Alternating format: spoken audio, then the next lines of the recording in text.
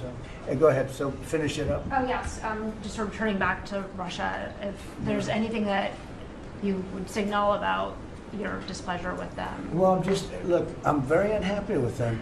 There's no reason for this.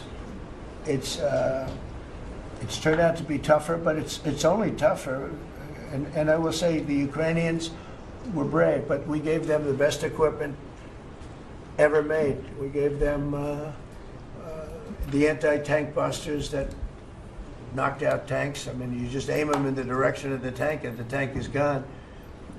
We gave them missiles, the latest and the greatest. They were able to shoot down a lot of things that would have normally wiped out.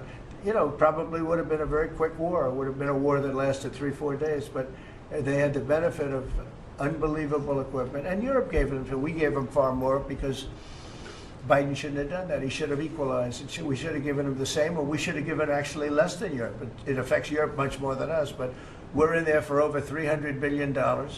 Europe's in there for over $100 billion. But still, Europe gave a lot.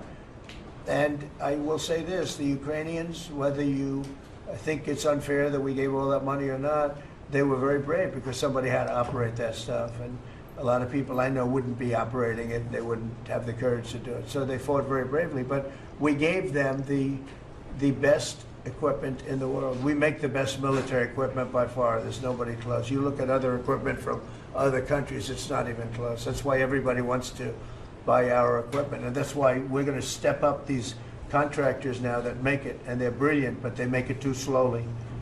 And we have to step them up, Pete, and let them make it at a much higher rate. Unfortunately, we have to do that.